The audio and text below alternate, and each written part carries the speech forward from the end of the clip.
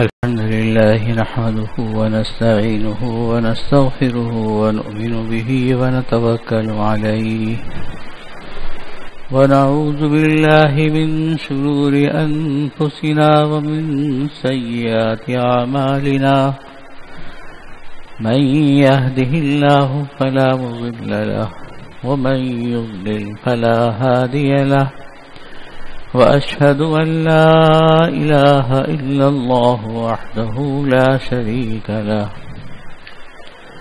وأشهد أن سيدنا وسندنا ونبينا وشفيعنا ومولانا محمدا عبده ورسوله صلى الله تعالى عليه وعلى آله وصحبه وبارك وسلم تسليما كثيرا أما بعد فأعوذ بالله من الشيطان الرجيم بسم الله الرحمن الرحيم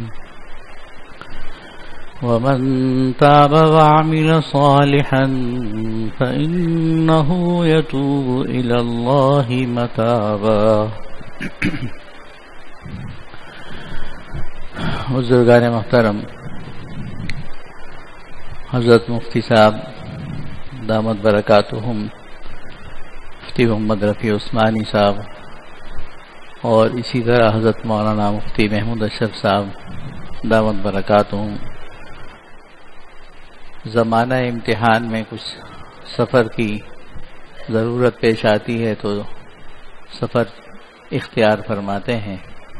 آج کل جامعہ دارالعلوم میں سہ ماہی امتحان چل رہا ہے، اسباق بند ہوتے ہیں تو یہ حضرات اس موقع پہ اپنے سفر کر لیتے ہیں۔ اس وقت بھی وہ حضرات سفر میں ہیں، لیکن دینی کام اور دین کی بات کا سلسلہ جاری رہتا ہے۔ ان حضرات کی ہدایت پر کچھ دینی باتوں کا مذاکرہ اس وقت آپ کے سامنے ہوگا۔ اللہ تعالیٰ کے فضل و کرم سے ہم اور آپ اسلام کی دولت سے مالا مال ہیں، اللہ کی توحید پر، اس کی صفات پر ایمان رکھتے ہیں۔ اللہ جل جلالہ نے ہمیں اس دنیا میں بھیجا ایک مقررہ وقت کے لیے، اور اس میں ہم سے کچھ مطالبات رکھے اور اس کے نتیجے میں انعامات کا وعدہ فرمایا۔ یہ پوری کائنات ہمارے لیے ایک مستقل ذریعہ امتحان ہے۔ روزمرہ تغیرات پیش آتے ہیں، دن آتا ہے پھر رات آتی ہے، مصیبت آتی ہے پھر آرام آتا ہے، کوئی جوان ہوتا ہے، کوئی بوڑھا ہوتا ہے، کوئی پریشان ہوتا ہے، کوئی آسودہ ہوتا ہے۔ اپنی ذاتی زندگی میں بھی انسان صبح سے شام تک ہر نیا دن نئے حالات لے کر طلوع ہوتا ہے۔ گھریلو زندگی، خاندانی زندگی میں بھی نئے نئے واقعات، حالات پیش آتے رہتے ہیں۔ ملک میں، عالمی سطح پر، خود کائنات کے نظم میں اتار چڑھاؤ ہے۔ یہ اتار چڑھاؤ قدرتی ہے، اللہ رب العزت کی طرف سے ہے، اور یقیناً اس میں اس کی ہزاروں حکمتیں ہیں۔ ایک عام مومن کے لیے، اللہ کو ماننے والے انسان کے لیے اس کی بڑی حکمت یہ ہے کہ اس کا ہر لمحے میں امتحان ہے۔ جو حالات پیش آ جائیں خوشگوار ہیں تو اللہ کا شکر بجا لائے، جو ذمہ داری سامنے آ جائے اس کا حق ادا کرنے کی کوشش کرے، جو مصیبت پیش آ جائے اس پر صبر سے کام لے، جائز اور مناسب تدبیر اختیار کرے، گناہ ہو جائے تو اللہ تعالی سے معافی مانگے، توبہ کرے اور اپنے کاموں کو آئندہ درست کرنے کی کوشش کرے۔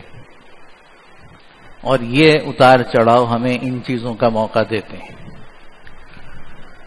کوئی پریشانی سامنے آتی ہے انسان کے تو ظاہر بات ہے کہ ایک مسلمان کا کام یہ ہے کہ وہ اللہ سے مانگے، اس کے دور ہونے کی دعا کرے، اور پھر اس کے ساتھ ساتھ اس مصیبت کو دور کرنے کی تدبیر اختیار کرے۔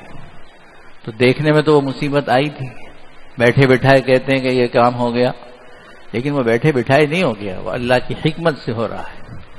اگر یہ تبدیلیاں نہ آئیں تو ہم ایک جمود کی زندگی گزاریں گے، ہمارے بڑھنے کا کوئی راستہ نہیں۔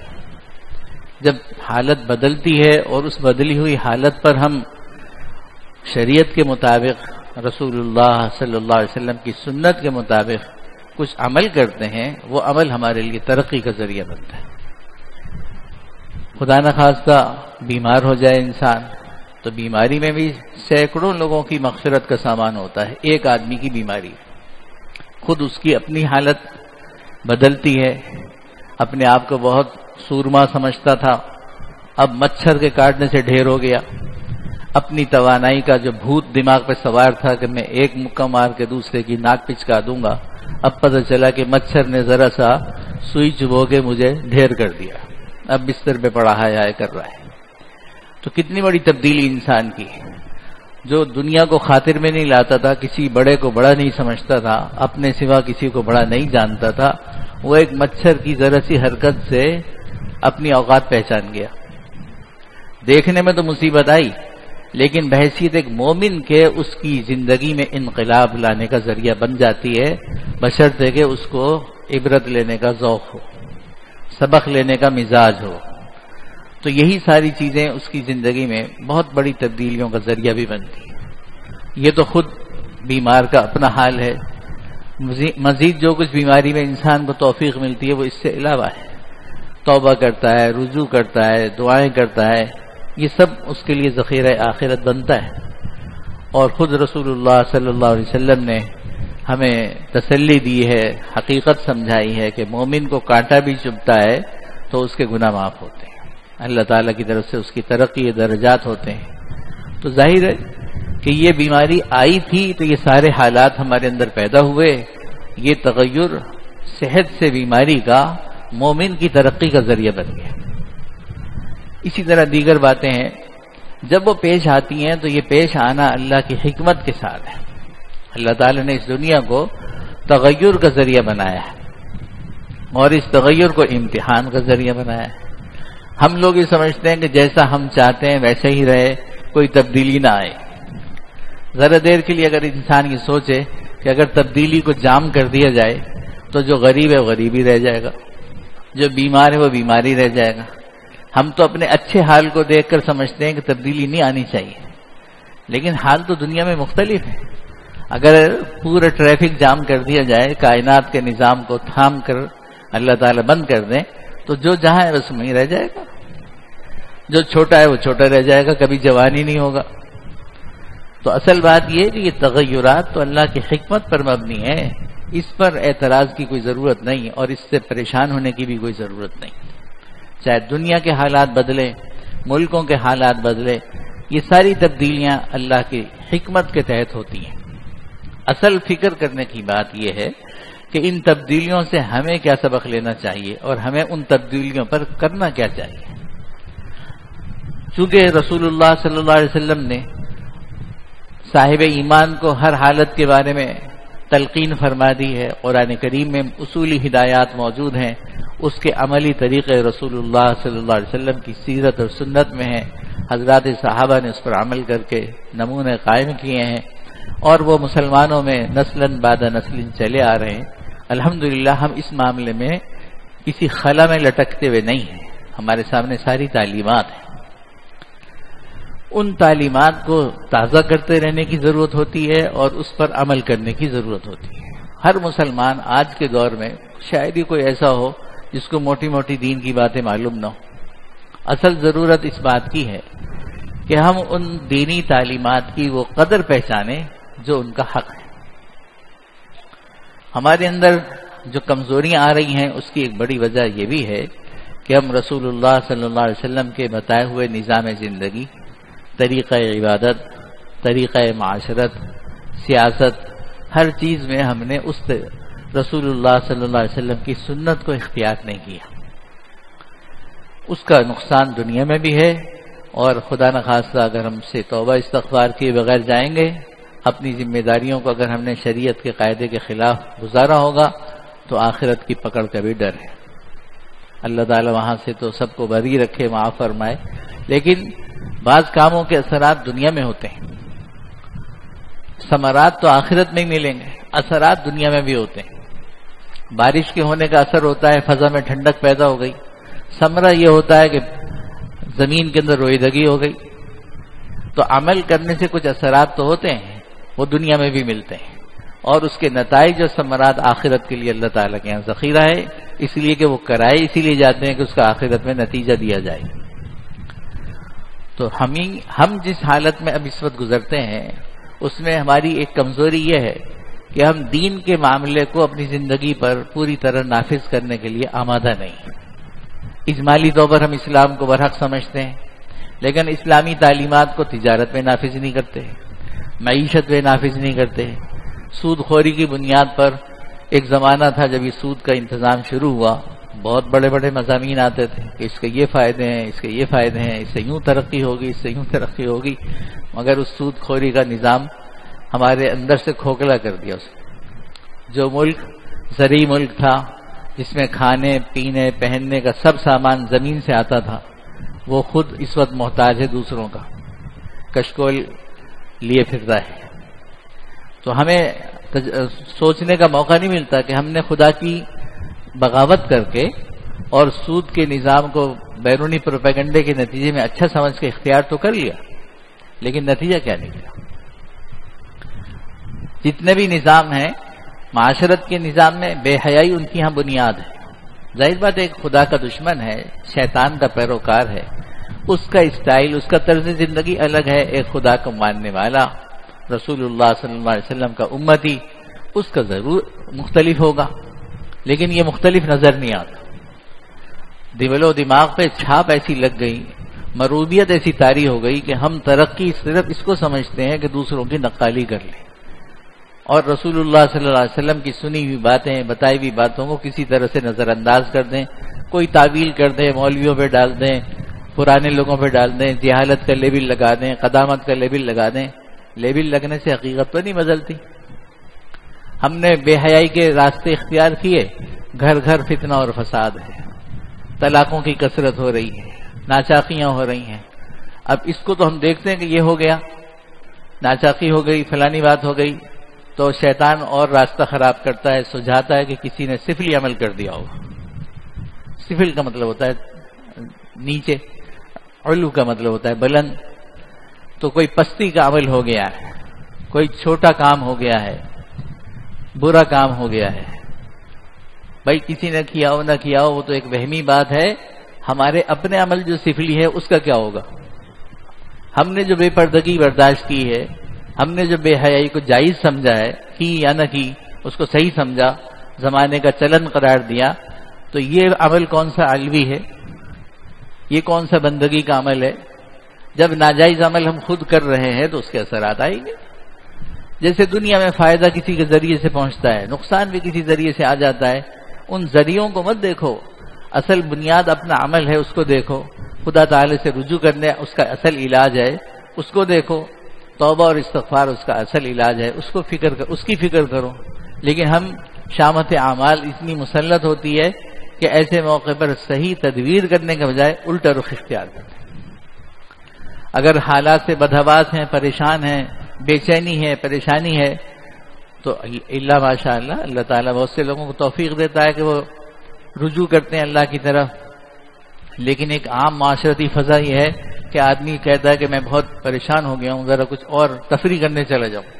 تفریح کے کام وہ ہوتے ہیں جو سارے ناجائز ہوتے ہیں۔ تو علاج ڈھونڈا بھی کس بات میں کہ جس سے اور مرض بڑھتا ہے۔ تو ہماری اصل فکر پریشانی اس وقت یہ ہے، حالات کی تبدیلی نہ آپ کے بس میں نہ میرے بس میں ہے، وہ تو قدرتی عمل ہے، ہو رہا ہے۔ سورج کو طلوع ہونے سے نہ آپ نہیں روک سکتے، رات کے آنے کو آپ نہیں بند کر سکتے۔ یہ رات و دن کی گردش ہے، اللہ تعالیٰ کی اس میں حکمتیں ہیں۔ رات آتی ہے، دن آتا ہے، یہ تبدیلیاں تو چلیں گی، چلتی رہیں گی۔ ہم یہ سمجھ لیں کہ ہم جب دیندار بنیں گے، جب ساری دنیا مسلمان ہو جائے، ایسا کبھی نہیں ہوگا۔ حضرت عیسیٰ علیہ نبینا علیہ السلام کی جب دوبارہ آمد بحیثیت امتی کی ہوگی، اس وقت کچھ عرصہ ایسا ہوگا کہ دنیا میں کوئی کافر نہ رہے، لیکن ان کے دنیا سے جانے کے بعد پھر دوبارہ وہی حال ہو جائے۔ بہرحال ابھی حضرت عیسیٰ تو آئے نہیں، اس سے پہلے تک خیر و شر دنیا میں دونوں رہے. کہیں کسی چیز کا غلبہ ہوگا، کہیں کسی چیز کا غلبہ ہوگا. آپ اپنی ذات کو اگر نمونہ بنا لیں تو آپ خود دیکھیں گے کبھی آپ سے اچھائی صادر ہوتی ہے، کبھی آپ سے برائی صادر ہوتی ہے. بس آپ سمجھ لیں کہ آپ دنیا ہیں. جیسے آپ میں تبدیلی آتی ہے اسی دنیا میں بھی تبدیلی آتی رہتی ہے. تو اس وجہ سے اس انتظار میں رہے انسان کہ ہمارے سارے محلے والے نمازی ہو جائیں گے تو میں بھی نماز پڑھنے چلے جایا کروں گا، ہمارے سارے خاندان کے لوگ پردے دار ہو جائیں گے تو میں بھی پردے دار ہو جاؤں گا، اگر سارا ملک جو ہے سود چھوڑ دے گا تو میں بھی سود چھوڑ دوں گا. تو آپ یقین رکھیے یہ کبھی نہیں ہوگا. اچھے برے ہر حال، ہر معاشرے میں، ہر ملک میں، ہر شہر میں رہیں گے، انسان کی اپنی ذات میں اچھائی برائی چلتی رہتی ہے.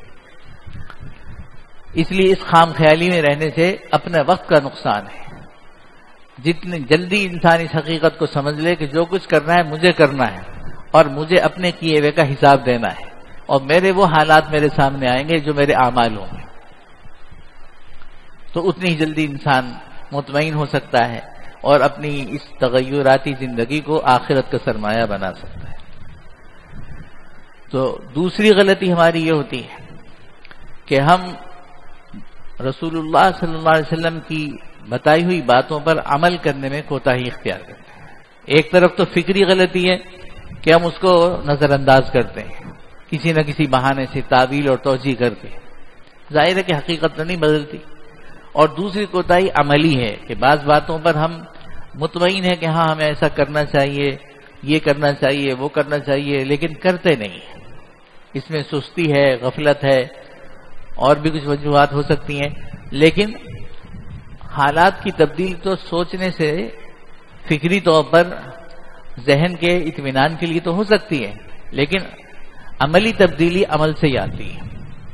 اگر ہم اپنے گناہوں کو نہیں چھوڑیں گے اور اپنے گناہوں پر نادم اور شرمندہ ہونے کی روش اختیار نہیں کریں گے اور پھر نیک اعمال جو ہماری زندگی کا حصہ ہونے چاہیے تھے اس کو اختیار نہیں کریں گے تو نتائج میں کوئی تبدیلی بظاہر مشکل ہے. کراماتی بات تو الگ ہے، اللہ تعالیٰ خود کسی وقت کوئی خاص فضل فرما دیں وہ بھی مستثنا ہے، لیکن جو اللہ تعالیٰ نے ضابطہ بنایا ہے کہ جو عمل ہوگا اس کا رد عمل تو آئے گا. جب اچھے عمل کریں گے اچھے رد عمل آئیں گے، جب برے عمل کریں گے برا رد عمل آئے گا. تو ان دو چیزوں کی فکر کرنی چاہیے میرے عزیزو. پہلی بات جو سب سے بڑی ہے کہ ہم اپنے گناہوں کو گناہ نہیں سمجھتے ہیں اور ہم دین کے احکامات کو مختلف وجوہات سے، چونکہ مختصر وقت ہے اور آپ سب ماشاءاللہ پڑھے لکھے ہیں اور حضرت مفتی صاحب بھی اس موضوع پر اکثر تفصیل فرماتے رہتے ہیں، تو زیادہ میں تفصیل میں نہیں جانا چاہتا. ہم بنیادی طور پر پکے مومن نہیں ہیں، اس حقیقت کو ہمیں مان لینا چاہیے. ہم عملی طور سے منافقانہ زندگی گزارتے ہیں، نام لیتے ہیں اللہ کا لیکن روب ہمارے ہیں غیر اللہ کا. نام لیتے ہیں حضور صلی اللہ علیہ وسلم کی امت کا، طرز عمل اختیار کرتے ہیں ہم حضور کے مخالفوں کا. یہ سب کے سامنے ہے، اس کو ثابت کرنے کی کوئی ضرورت نہیں، ہر شخص کی اپنی زندگی کے سامنے. تو ظاہر ہے کہ اس منافقت کے کیا نتائج آ سکتے ہیں. جب تک ہم اپنے اس اصل گناہ کو نہیں پہچانیں گے اور اپنی منافقانہ زندگی کو نہیں بدلیں گے حالات کی تبدیلی مشکل ہے. اسلامی ملک کہلاتا ہے، لیکن اسلامی ملک کے جتنے بھی کام نمایاں کام آپ کو نظر آئیں، اسلامی ملک ہونے کے فوائد اپنی جگہ ہیں، لیکن جس مقصد پر، جس منصب پر ہمیں فائز ہونا چاہیے تھا کہ ہم دنیا کے لیے نمونہ بنتے، دنیا پہچانتی اس بات کی اسلام اس کو کہتے ہیں جو پاکستان میں ہے. اسلام کی زندگی یہ ہوتی ہے، اسلام کی معاشرت یہ ہوتی ہے، اسلام کی معیشت یہ ہوتی ہے. ہم تو خود اس معاملے میں فقیر بن کے دوسروں کے سامنے کھڑے ہوئے ہیں کہ ہمیں سکھاؤ بھائی سیاست کیسے چلے گی. ہمیں نہیں معلوم کہ اسلام کی سیاست کیا ہوتی ہے، رسول اللہ صلی اللہ علیہ وسلم نے کیا حکم دیا ہے. اس کا مطلب ہم نے اس کو چھوڑ دیا. ہمیں معلوم نہیں کہ اسلامی معیشت کیا ہوتی ہے، کیا ہمیں نہیں معلوم کہ اسلامی معاشرت کیا ہوتی ہے. ہم دوسروں کے سامنے کشکول لیے کھڑے رہتے ہیں، دوسروں کی باتوں میں کان لگائے رکھتے ہیں اور اپنی بتائی ہوئی بات کو نظر انداز کرتے ہیں. جو شخص جس ملک میں، جس معاشرے میں جس شخصیت کو سب سے بڑا سمجھا جاتا ہو اس کی تعلیمات کا استہزاء ہو، مذاق اڑایا جائے، تو آپ وہاں کیا خیر کی امید کر سکتے ہیں. جس گھر میں حضور صلی اللہ علیہ وسلم کی سنت کا مذاق اڑتا ہو وہاں حضور کی برکات کا کیا تصور آپ کر سکتے ہیں؟ اور یہ ہم میں سے ہر جگہ ہو رہا. ہماری شکل و صورت سے لے کر ہمارے اعمال، اخلاق، کردار کو دیکھ لیجئے، کیا مناسبت اور مطابقت ہے اسلام کی. ہم میں سے ہر شخص کو شکوہ ہے کہ ہم مسلمان ہیں پھر بھی پست ہیں. نام رکھنے سے پستی دور نہیں ہوگی. اسلام نے کچھ اعمال بتائے ہیں، کچھ اخلاق دیے ہیں، کچھ کردار متعین کیا ہے. جب تک وہ اختیار نہیں کریں گے، باتیں جتنی بنا لیجئے، کتابیں جتنی لکھ لیجئے، دعوے جتنے کر لیجئے، حقیقت نہیں بدلتی ہے. حقیقت اس عمل سے بدلتی ہے جو اسلام کی تعلیم کے مطابق ہو. اس کے ہم سب محتاج ہیں.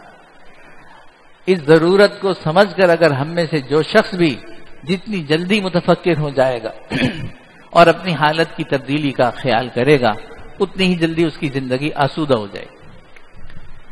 ایک انسان کو پتہ ہوتا ہے کہ یہ کام ہونا ہے اور اس کے یہ فائدے ہیں، یہ نقصان ہے، اور میں فائدہ اٹھا سکتا ہوں اس کا، تو اندر سے وہ مطمئن ہوتا ہے، اسے پتہ ہے کوئی بات نہیں. ایک آدمی کو پتہ ہے کہ سردی کا موسم آئے گا اور میرے گرم کپڑے بیچنے کا سامان ہے اور اس کو میں اس طرح بیچوں گا، اس طرح بیچوں گا، اس کو سردی کے آنے کا کوئی غم نہیں ہے. اسے پتہ ہے کہ سردی کے آنے سے ہی میرا فائدہ ہے اور اس کو میں اس طرح حاصل کروں گا. تو دنیا کے تغیرات کا غم اس کو نہیں ہوتا جو ان تغیرات کو جھیلنا جانتا ہو، اس کو سہنا آتا ہو. اس کے لیے تو ہر تغیر ایک نفع بخش کام ہے. لیکن ہمارے لیے نہیں ہے. کیوں نہیں ہے؟ اس لیے نہیں ہے کہ ہم ان تغیرات کو اپنے لیے ضروری نہیں سمجھتے اور اس سے فائدہ اٹھانے کی طرف متوجہ نہیں ہوتے. دینی تعلیم ہی انسان کو انسان بنانے کی ہے. بے حسی کی زندگی، گناہوں کی زندگی، یہ ترقی کی راستہ نہیں. تو ہم اپنی ذاتی زندگی کو خود اختیار رکھتے ہیں، حکومتوں پر اختیار نہیں، ملکوں پر اختیار نہیں، تو اپنے اوپر تو اختیار ہے ہی. تو اس کے بارے میں ہم فکر مند ہو کے سوچیں کہ میں رسول اللہ صلی اللہ علیہ وسلم کی تعلیمات کو کتنا برحق سمجھتا ہوں. آپ دوسروں کو چھوڑ دیجئے، آپ کہنے والوں کو چھوڑ دیجئے، اختلاف کرنے والوں کو چھوڑ دیجئے. آپ خود سوچئے کہ اسلام آپ کا دین ہے یا نہیں. اگر اس پر اعتراض ہے تو آپ نے اس کو کیوں قبول کر رکھا ہے؟ کسی دوسرے کی ذمہ داری نہیں ہے کہ وہ اسلام پر اعتراض کو دور کرے. مسلمان کی ذمہ داری ہے کہ تم نے یہ دین اختیار کیا ہے، اگر یہ ایسے ہی غلط ہے تو تم نے کیوں اختیار کیا؟ اگر اسلام کی تعلیمات کسی شعبے میں غلط ہیں تو تم کیوں مانتے ہو اسے؟ تو اصل بات یہ ہے کہ ہر مسلمان کو اپنے ایمان کو مضبوط کرنے کی ضرورت ہے، اور وہ مضبوطی یہ ہے کہ اس کا دل اس پر یقین کر لے کہ جو اللہ جل جلالہ نے احکامات قرآن کریم کی شکل میں عطا فرمائے ہیں، یہی راہ عمل ہے ہمارے لیے، اور اسی پر چل کر ہم فلاحیاب کامیاب ہو سکتے ہیں، اسی پر چل کر ہمیں ترقی ہو سکتی ہے. دیکھیے بعض جانور ہوتے ہیں وہ گندگی خور ہوتے ہیں، ان کو گندگی کھانے سے توانائی مل جاتی ہے، لیکن بعض پاکیزہ نفس ہوتے ہیں گندگی کھانے سے بیمار پڑتے ہیں. مسلمان ایک پاکیزہ روح ہے، وہ جب گندگی خوری پر آتا ہے تو بیمار پڑتا ہے. ہو سکتا ہے وہی گندگی دوسرے کھا رہے ہوں، موٹے تازے ہو رہے ہوں، آپ ان کو چھوڑ دیں. آپ اپنے عقیدے کو دیکھیں. آپ کا عقیدہ اسلام کا ہے، اللہ کو ماننے کا ہے، رسول اللہ صلی اللہ علیہ وسلم کی رسالت اور ختم نبوت کا یقین ہے، تو آپ کے اعمال دوسرے ہونے چاہیے. اگر دوسرے نہیں ہوں گے تو بہت نقصان ہوگا. اور دوسری ضرورت اس بات کی ہے کہ جو چیزیں ہم جانتے ہیں اس پر ہم تھوڑا سا عمل کرنے کا جذبہ بیدار کریں، سستی اور کاہلی کو چھوڑیں. آخر کب وقت آئے گا کہ ہم اب دینی کاموں کو اختیار کریں گے؟ جو ایسے کام جس میں نہ معاشرہ حارج ہے، کوئی رکاوٹ نہیں بنتا، کوئی اس میں آپ پر اعتراض نہیں کرے گا، کم از کم وہاں سے ہم شروع کر دیں. بعض حضرات یہ سوچا کرتے ہیں کہ بھئی دینی معاملات میں اختلاف بہت ہے، یہ بھی ایک ہمارے لیے رکاوٹ بنا ہوا ہے، مسئلہ بن جاتا ہے. لیکن سوچ لینے کی بات یہ ہے کہ تھوڑی دیر کے لیے میں آپ سے آسانی کے لیے کہتا ہوں، جن چیزوں کا اختلاف آپ کو محسوس ہوتا ہے آپ اس پہ چھوڑ دیں، کچھ بھی نہ کریں. لیکن جن چیزوں میں اتفاق نظر آتا ہے وہ تو کر لیں. ماں باپ کا احترام کرنے میں آپ نے کسی عالم سے نہیں سنا ہوگا کہ ایک عالم تقریر کرتا ہو کہ روزانہ ماں باپ کو تکلیف پہنچایا کرو، اور دوسرا کہہ رہا ہو کہ نہیں پہنچایا کرو. اس میں کبھی اختلاف سنا ہے آپ نے؟ تو آپ اسی پر عمل کر لیں. پڑوسیوں کو تکلیف دینے کے بارے میں آپ نے کہیں بیان سنا ہو کہ کوئی کہتا ہے کہ نہیں، روزانہ اس کو کوئی نہ کسی بہانے سے زک پہنچاؤ، اسے پریشان کر کے رکھو اسے. اور دوسرا عالم کہتا ہو کہ نہیں بھائی اس کا خیال رکھو، پڑوسی کی تو بڑی اہمیت ہے، حضور صلی اللہ علیہ وسلم نے تو فرمایا کہ مجھے تو یہ خیال تھا شاید میراث میں بھی اس کو حقدار بنا دیا جائے گا. اس میں کہیں اختلاف سننے میں آتا ہے تو پھر کیوں نہیں کرتے؟ یہ سوال ان لوگوں کے سامنے رکھ رہا ہوں کہ جنہوں نے نفس کو بہلانے کے لیے کہہ رکھا ہے کہ صاحب اختلاف بہت ہوتا ہے، مولویوں میں بڑا اختلاف ہے، تو پھر ہم کہاں جائیں؟ آپ کہیں نہ جائیں، آپ یہیں رہیں، لیکن جو اتفاقی چیزیں وہ آپ کر لیں. اور اگر خدا نخواستہ آپ یہ سمجھتے ہیں نہیں کرنا تو اپنی قبر میں جواب تو آپ ہی کو دینا ہے، اور اللہ کے ہاں جا کے آپ کو اپنا حال خود ہی بھگتنا ہے. وہاں یہ ساری تعویلوں کے پردے ہوا ہو جائیں گے، پھر حقیقت سامنے آ جائے گی. اپنا نام اعمال دیکھ کر انسان کہے گا ما لہذا لا یغادر صغیرۃ ولا کبیرۃ الا احصاها. یہ ساری چھوٹی بڑی چیزیں اس نے ریکارڈ کر لی ہیں. یہ کہاں سے ایسا زبردست ریکارڈر آ گیا؟ خود کیا وہ بھول جاتا ہے انسان، لیکن جب وہ محفوظ چیز اللہ تعالیٰ دکھا کے جتائیں گے تم یہ تھے، پھر پتہ چل جائے گا. تو میرے عزیزو، آپ جانتے ہیں دنیا میں اختلاف مفید بھی ہوتا ہے، مضر بھی ہوتا ہے. مطلق اختلاف کوئی نقصان دہ چیز نہیں ہوتی.